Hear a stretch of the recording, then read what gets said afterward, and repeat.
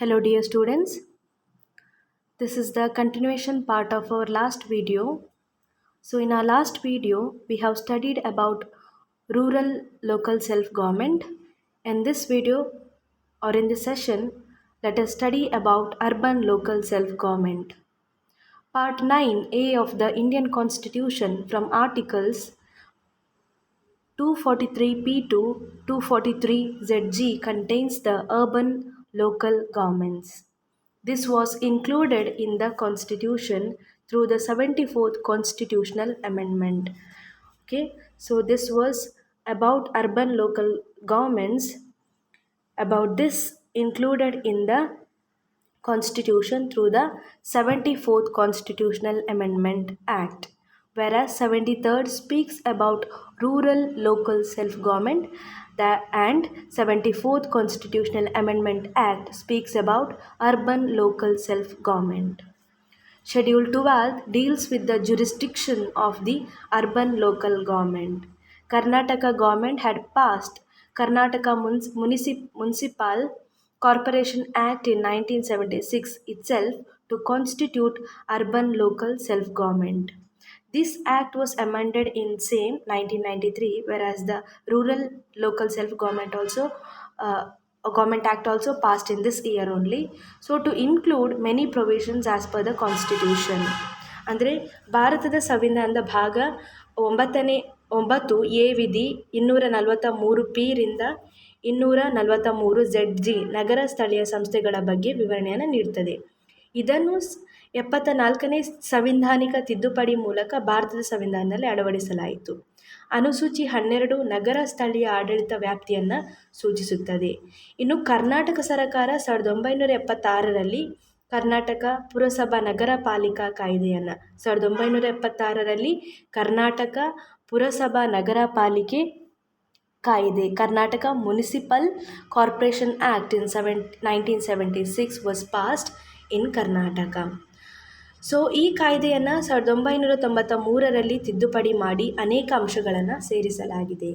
ಇನ್ನು this urban local governments are classified into followings. One, municipal corporation. Second one, municipality, that is in the town as well as in the city municipalities. And the third one, cantonment board.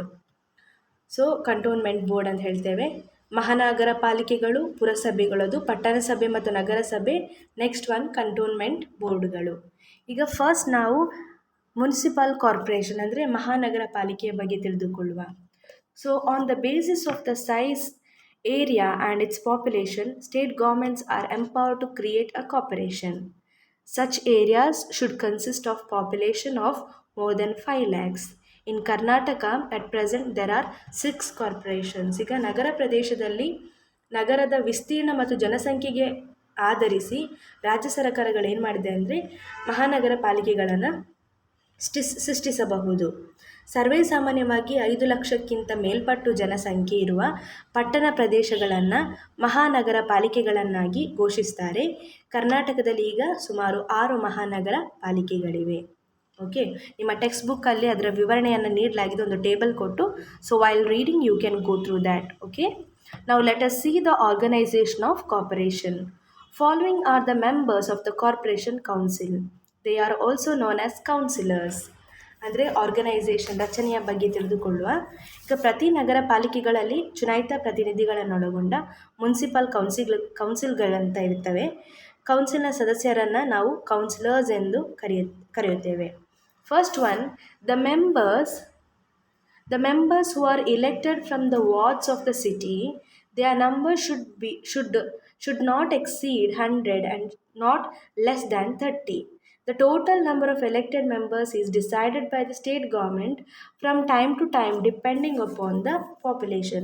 ಈಗ ಈ ಕೌನ್ಸಿಲರ್ಗಳು ಏನಿರ್ತಾರೋ ಈ ಕೌನ್ಸಿಲರ್ಗಳ ನಿರ್ದಿಷ್ಟ ಸಂಖ್ಯೆಯನ್ನು ರಾಜ್ಯ ಸರ್ಕಾರವೇ ಅವರ ಅಲ್ಲಿನ ಜನಸಂಖ್ಯೆಗೆ ಅನುಗುಣವಾಗಿ ನಿರ್ಧರಿಸುತ್ತದೆ. ಅವರನ್ನು ಮಹಾನಗರ ಪಾಲಿಕೆಯ ವಿವಿಧ ಚುನಾವಣಾ ಕ್ಷೇತ್ರ ಅಂದರೆ ವಾರ್ಡ್ಸ್ಗಳಿಂದ ಚುನಾಯಿಸಲಾಗ್ತದೆ. ಕೌನ್ಸಿಲರ್ಗಳ ಸಂಖ್ಯೆ 30ಕ್ಕಿಂತ ಕಡಿಮೆ ಇರಬಾರ್ದು, 100ಕ್ಕಿಂತ ಜಾಸ್ತಿ ಇರಬಾರ್ದು. The second one, 5 members are nominated by the state government who are residents of that area and having experience in municipal administration or health matters or town planning or education or social service. The nominated members do not have any right to vote in the sessions of the corporation. ಅಂದರೆ ಅದೇ ನಗರ ನಿವಾಸಿಗಳಾಗಿದ್ದು municipal ಆಡಳಿತದಲ್ಲಿ ಅಥವಾ ಆರೋಗ್ಯಕ್ಕೆ ಸಂಬಂಧಿಸಿದ ವಿಷಯಗಳಲ್ಲಿ ಅಥವಾ ನಗರ ಯೋಜನೆ, ಶಿಕ್ಷಣ ಅಥವಾ ಸಾಮಾಜಿಕ ಸೇವೆ ವಿಶೇಷ ಅನುಭವವುಳ್ಳ 5 ರಾಜ್ಯ ಸರ್ಕಾರ ನಾಮಕರಣ ಮಾಡ್ತದೆ. ಇವರಿಗೆ ಕಾರ್ಪೊರೇಷನ್ ಸಭೆಗಳಲ್ಲಿ ಯಾವುದೇ ವಿಷಯದ ಮೇಲೆ ಮತ ನೀಡುವ ಹಕ್ಕು ಇರುವುದಿಲ್ಲ. The next one, third one, the members of legislative assembly and the members of the parliament elected within the area of the corporation. ಅದೇ ನಗರದಲ್ಲಿ ಮತದಾರರೆಂದು ನೋಂದಾವಣೆಗೊಂಡ ಆ ಕ್ಷೇತ್ರವನ್ನು ಪ್ರತಿನಿಧಿಸುವ ಲೋಕಸಭಾ ಮತ್ತು ರಾಜ್ಯ ವಿಧಾನಸಭೆಯ ಸದಸ್ಯರುಗಳು. The next one, the members of Rajya Sabha and Vidhana Parishad who have enrolled themselves as the voters in that corporation area. ಅದೇ ನಗರದಲ್ಲಿ ಮತದಾರರೆಂದು ನೋಂದಾವಣೆಗೊಂಡ ರಾಜ್ಯಸಭೆ ಮತ್ತು ರಾಜ್ಯ ವಿಧಾನಸಭೆಯ ಸದಸ್ಯರುಗಳು. ಇವರೆಲ್ಲರೂ ಸಹ ಪ್ರತಿ ಮಹಾನಗರ ಪಾಲಿಕೆಗಳಲ್ಲಿ ಚುನಾಯಿತ ಪ್ರತಿನಿಧಿಗಳಾಗಿದ್ದು ಮುನ್ಸಿಪಲ್ ಕೌನ್ಸಿಲ್ಗಳಿರುತ್ತವೆ, ಆ ಕೌನ್ಸಿಲ್ನ ಸದಸ್ಯರಾಗಿದ್ದಾರೆ. Next one, the mayor and deputy mayor. Mayor and deputy mayor elected from among the members of the general council for a period of 1 year. The mayor is the first citizen of the city holding a position of honor and dignity or prestige. So he presides over the council meetings and exercises administrative control. The deputy mayor discharges the duties of mayor during his absence, which may be due to death, incapacity or resignation. ಈಗ ನಮಗೆ ಈ ಕಾರ್ಪೊರೇಷನಲ್ಲಿ mayor ಮತ್ತು ಉಪಮೇಯರ್ ಅಂತ ಇರ್ತಾರೆ. ಪ್ರತಿಯೊಂದು corporation ಪ್ರತಿ ವರ್ಷ ಏನು ಮಾಡ್ತದೆ, ಕಾರ್ಪೊರೇಷನ್ ಸದಸ್ಯರಲ್ಲಿ ಒಬ್ಬರನ್ನು ಮೇಯರ್ ಆಗಿ ಮತ್ತೊಬ್ಬರನ್ನು ಉಪಮೇಯರ್ ಆಗಿ ಆರಿಸ್ತದೆ. ಈಗ ಮೇಯರ್ ಮಹಾನಗರ ಪಾಲಿಕೆಯ ಪ್ರಥಮ ನಾಗರಿಕ. ಇವರು ಗೌರವ ಮತ್ತು ಘನತೆಯ ಸ್ಥಾನವನ್ನು ಹೊಂದಿದ್ದಾರೆ. ಅವರು ಕೌನ್ಸಿಲ್ ಸಭೆ ಅಧ್ಯಕ್ಷ ಸ್ಥಾನವನ್ನು ವಹಿಸಿ ಸಭೆಯನ್ನು ನಡೆಸಿಕೊಡ್ತಾರೆ. ಅಲ್ಲದೆ ಕಾರ್ಪೊರೇಷನ್ ಸಚಿವಾಲಯದ ಮೇಲೆ ನಿಯಂತ್ರಣವನ್ನು ಸಾಧಿಸ್ತಾರೆ. ಈಗ ಮೇಯರ್ ಅವರ ಅನುಪಸ್ಥಿತಿಯಲ್ಲಿ ಅಥವಾ ರಾಜೀನಾಮೆಯಲ್ಲಿ ಮತ್ತು ಮೇಯರ್ ಅವರ ಅಸಾಮರ್ಥ್ಯಗಳಿಂದ ಸ್ಥಾನ ಖಾಲಿಯಾದಾಗ ಅವರೆಲ್ಲ ಕರ್ತವ್ಯಗಳನ್ನು ಉಪಮೇಯರ್ ಅವರು ನಿರ್ವಹಿಸುತ್ತಾರೆ. Now we have standing committee in the corporation. First one, the standing committee for taxation, finance and appeals. ತೆರಿಗೆ ಕರ್ನಾಟಕ ಮುನ್ಸಿಪಲ್ ಕಾರ್ಪೊರೇಷನ್ ಕಾಯ್ದೆ ಪ್ರಕಾರ ಕಾರ್ಪೊರೇಷನ್ಗಳಲ್ಲಿ 4 ಸ್ಥಾಯಿ ಸಮಿತಿಗಳಿವೆ, standing committees. The first one, ತೆರಿಗೆ, ಹಣಕಾಸು ಹಾಗೂ ಮೇಲ್ಮನವಿಗಳ ಸ್ಥಾಯಿ ಸಮಿತಿ.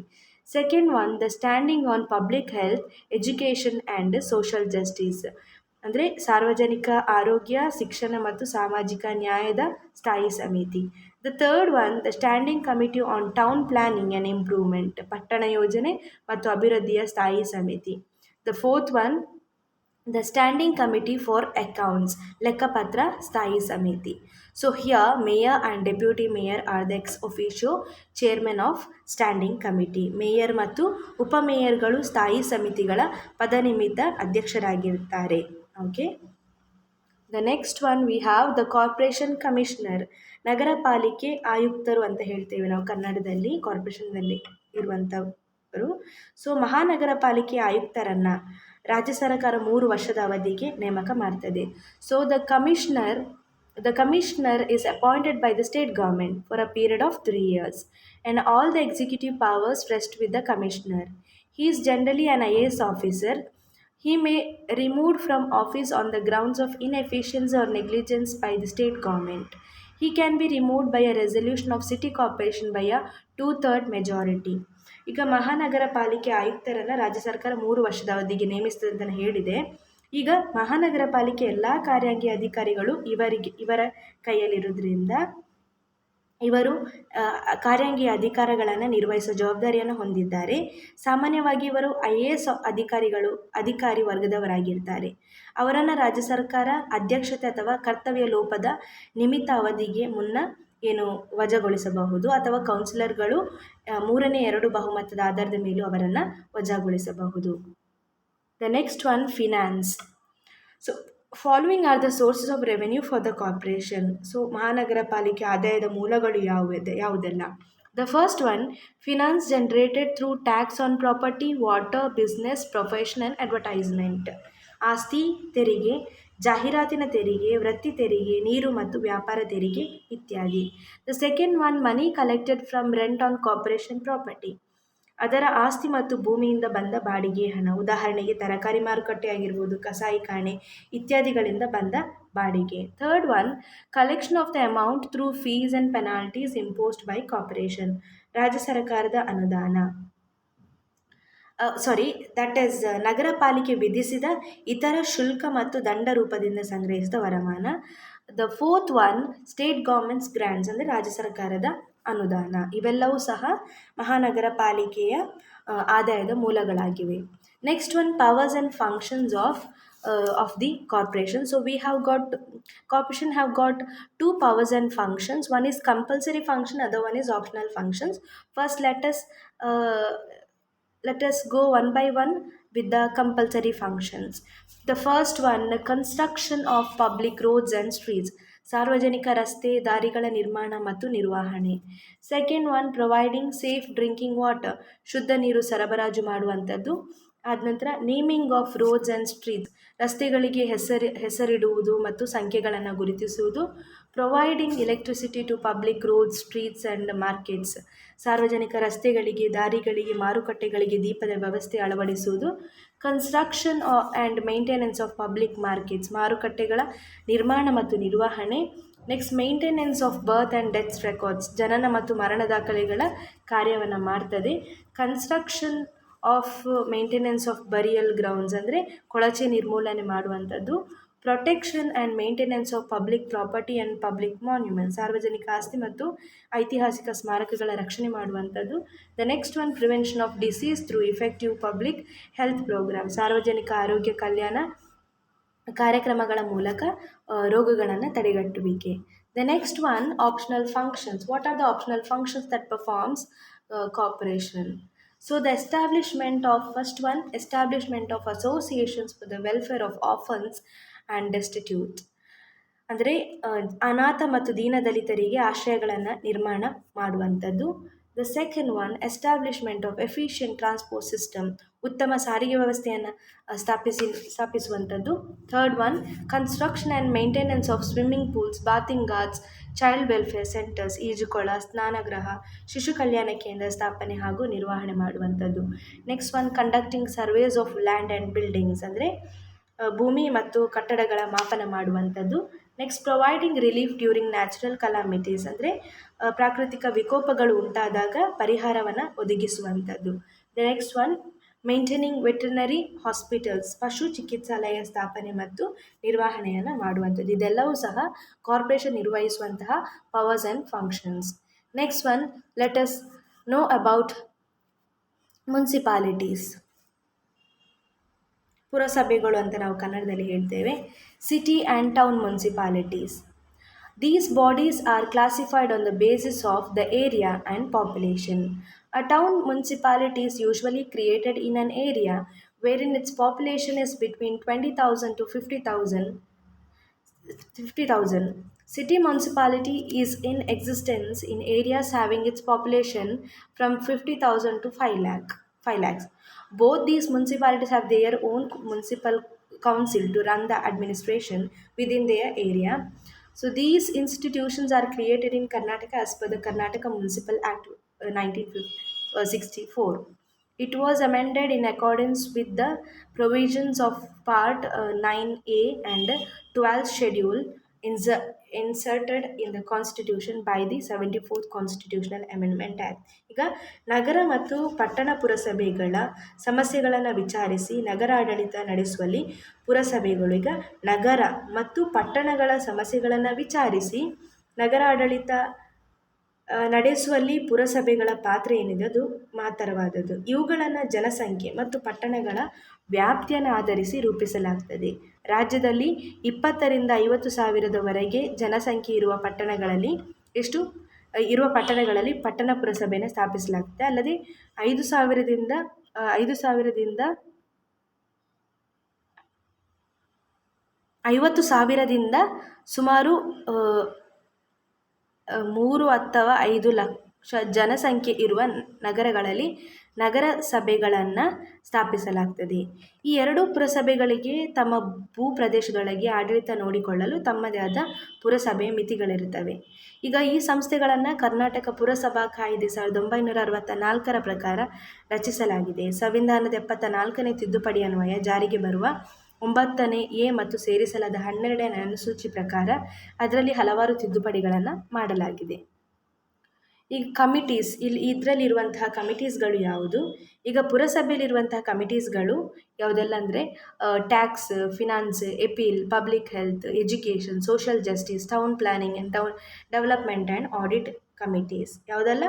ತೆರಿಗೆ, ಹಣಕಾಸು, ಅಪೀಲು, ಸಾರ್ವಜನಿಕ ಆರೋಗ್ಯ, ಶಿಕ್ಷಣ, ಸಾಮಾಜಿಕ ನ್ಯಾಯ, ನಗರ ಯೋಜನೆ ಮತ್ತು ಅಭಿವೃದ್ಧಿ, ಲೆಕ್ಕಪತ್ರ ಮುಂತಾದ ವಿಷಯಗಳನ್ನು ನೋಡಿಕೊಳ್ಳುವ ವಿವಿಧ ಸಮಿತಿಗಳಿರ್ತದೆ. ಇನ್ನು ಸೋರ್ಸಸ್ ಆಫ್ ಫಿನಾನ್ಸ್ ಯಾವುದೆಲ್ಲ? Sources of finance. The source of finance of these bodies include tax on vehicles, properties, ferries, trade, profession, fairs, festivals, and so on.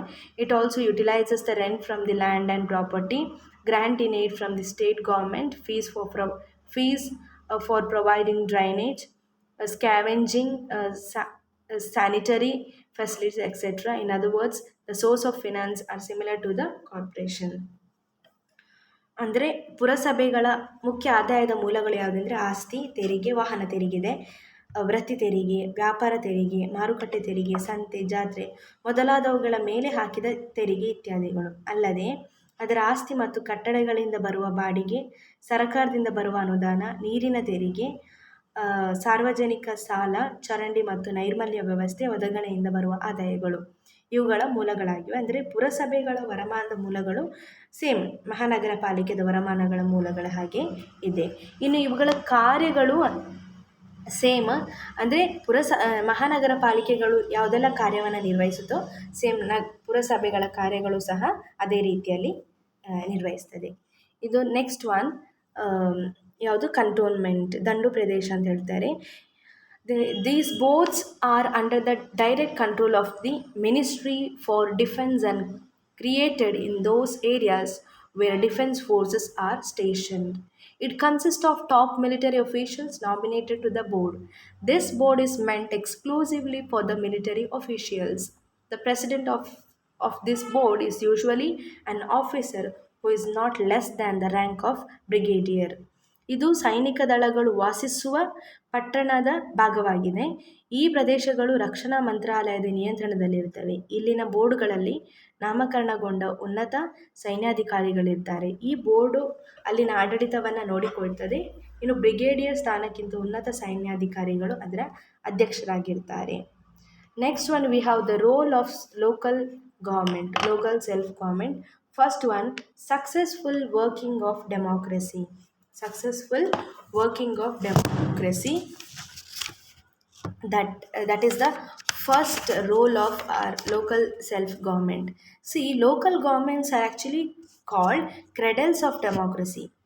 They make democracy successful through the local self institutions. So the citizen is trained in the performance of his duties and responsibilities. ಅಂದರೆ ಈ ನಮ್ಮ ಸ್ಥಳೀಯ ಸ್ವಾಯತ್ತ ಸರ್ಕಾರಗಳು ಪ್ರಜಾಪ್ರಭುತ್ವದ ತೊಟ್ಟಿಲುಗಳು ಎಂದು ಅವುಗಳನ್ನು describe ಮಾಡಲಾಗಿದೆ. ಅಂದರೆ ಇದು ಪ್ರಜಾಪ್ರಭುತ್ವವನ್ನು ಜನಪ್ರದವಾಗಿಸುತ್ತದೆ. ಸ್ಥಳೀಯ ಸರ್ಕಾರಗಳ ಮೂಲಕ ಜನರಿಗೆ ತಮ್ಮ ಕರ್ತವ್ಯ ಹಾಗೂ ಜವಾಬ್ದಾರಿಗಳನ್ನು ನಿರ್ವಹಿಸಲು ತರಬೇತಿ ನೀಡಲಾಗುತ್ತದೆ. ಹಾಗಾಗಿ ಇದು ಒಂದು ಯಾವುದು ಪ್ರಜಾಪ್ರಭುತ್ವದ ಯಶಸ್ವಿ ಕಾರ್ಯಾನುಷ್ಠಾನದ ಪಾತ್ರವನ್ನು ನಿರ್ವಹಿಸುತ್ತದೆ. The second one promotes administrative efficiency. See, in the modern period, this national government as well as the state government are overburdened. So, with the multifarious and complex responsibilities assigned to them, these governments are not capable of dealing with the local problems due to the distance and the paucity of time. Hence, local affairs, if managed by local authorities, this leads to the reducing the burden of central and state governments and promote administrative efficiency. Okay, because of the roll of local self government. This promotes administrative efficiency. ಅಂದರೆ ಆಡಳಿತಾತ್ಮಕ ದಕ್ಷತೆಯನ್ನು ಹೆಚ್ಚಿಸುತ್ತದೆ. ಈಗ ಇಂದು ಕೇಂದ್ರ ಸರ್ಕಾರ ಮತ್ತು ರಾಜ್ಯ ಸರ್ಕಾರ ಆರ್ಥಿಕ ಕಾರ್ಯ ಉಳ್ಳಂತಹ ಮತ್ತು ಸಂಕೀರ್ಣ ಜವಾಬ್ದಾರಿಗಳಿಂದ ತತ್ತರಿಸುತ್ತಿರುವುದರಿಂದಾಗಿ ಅವುಗಳ ಕಾರ್ಯಕ್ಷಮತೆ ಕಡಿಮೆ ಆಗ್ತಿದೆ. ಅಲ್ಲದೆ ಈ ಸರ್ಕಾರಗಳು ದೂರ ಅಥವಾ ಸಮಯ ಅಭಾವದಿಂದ ಸ್ಥಳೀಯ ಸಮಸ್ಯೆಗಳ ಕಡೆಗೆ ಗಮನ ಹರಿಸಲು ಒಂದೇ ಸಮಯದಲ್ಲಿ ವಾಗುತ್ತಿಲ್ಲದಿದ್ದಾಗ, ಹಾಗಾಗಿ ಇಂಥ ಸಂದರ್ಭದಲ್ಲಿ ಏನಾಗ್ತದೆ ಅಂದರೆ ಸ್ಥಳೀಯ ವ್ಯವಹಾರಗಳನ್ನು ನಡೆಸುವ ಸ್ಥಳೀಯ ಸಂಸ್ಥೆಗಳಂದರೆ ಲೋಕಲ್ ಲೋಕಲ್ ಪ್ರಾಬ್ಲಮ್ಸ್ಗಳನ್ನು ನೋಡಿಕೊಳ್ಳುವಂತಹ ಲೋಕಲ್ ಸೆಲ್ಫ್ ಗೌರ್ಮೆಂಟ್ ಇದ್ದು ಆ ಸಂಸ್ಥೆಗಳು ಕಾರ್ಯನಿರ್ವಹಿಸಿದರೆ ಕೇಂದ್ರ ಮತ್ತು ರಾಜ್ಯಗಳ ಕಾರ್ಯಭಾರ ಕಡಿಮೆ ಆಗ್ತದೆ. ಒಟ್ಟಿನಲ್ಲಿ ಇದು ಆಡಳಿತ ದಕ್ಷತೆಯೂ ಸಹ ಹೆಚ್ಚುತ್ತದೆ. Next one, economical. See, if there is the absence of local government, the central and state government is required to spend huge amount of money to look after the local problems. So this is not the practical. Local problems cannot be easily solved by an outsider. So he will have to incur huge cost on traveling and other expenditure. So local administration, if maintained by local people, it will result in economy as well. ಅಂದರೆ ಇಂದು ಈಗ ಒಂದು ವೇಳೆ ಸ್ಥಳೀಯ ಸರ್ಕಾರಗಳು ಇಲ್ಲದೆ ಹೋದರೆ ಏನಾಗ್ತದೆ ಅಂದರೆ, ಈಗ ಕೇಂದ್ರ ಮತ್ತು ರಾಜ್ಯ ಸರ್ಕಾರಗಳು ಸ್ಥಳೀಯ ಸಂಸ್ಥೆಗಳನ್ನು ನಿಭಾಯಿಸಲು ಅಪಾರ ಹಣವನ್ನು ವ್ಯಯಿಸಬೇಕಾಗ್ತದೆ. ಇದು ಕಾರ್ಯಸಾಧ್ಯಲ್ಲ. ಯಾಕಂದರೆ ಸ್ಥಳೀಯ ಸಂಸ್ಥೆಗಳನ್ನು ಹೊರಗಿನವರಿಂದ ಸರಿಯಾಗಿ ಪರಿಹರಿಸಲು ಸಾಧ್ಯವಿಲ್ಲ. ಅವರಿಗೆ ಪ್ರಯಾಣದ ವೆಚ್ಚ ಮತ್ತು ಇತರ ಖರ್ಚುಗಳೇ ಜಾಸ್ತಿ ಆಗಿರುವುದರಿಂದಾಗಿ ಅದೇ ಸ್ಥಳೀಯ ಆಡಳಿತವನ್ನು ಸ್ಥಳೀಯ ಜನರು ನಿರ್ವಹಿಸಿದರೆ ಅದು ಆರ್ಥಿಕ ಮಿತವ್ಯಯಕ್ಕೂ ಸಹ ಕಾರಣ ಆಗ್ತದೆ. The next one, better service, ಉತ್ತಮ ಸೇವೆ. Better service, see, actually this local government is capable of providing better service to local people so than any other government at any level. Local problems can be understood only by the local leaders, so they can provide not only better service to the local people but quick service as well. So local government is capable of identifying the problems and finding solutions to such problems based on the experience. ಈಗ ಸ್ಥಳೀಯ ಸ್ವಾಯತ್ತ ಸರ್ಕಾರಗಳು ಬೇರೆ ದೂರ ಸರ್ಕಾರಗಳಿಂದ ಸ್ಥಳೀಯ ಜನರಿಗೆ ಉತ್ತಮ ಸೇವೆಯನ್ನು ನೀಡಲು ಸಮರ್ಥಕವಾಗಿರುವಂಥ ಸರ್ಕಾರಗಳು.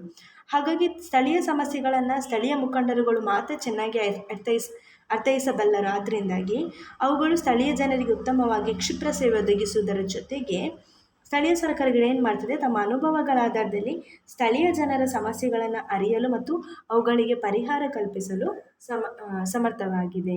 Okay, so this is about urban local self government. I hope you all understood. If you have any doubts, you can ask me anytime. Thank you, students.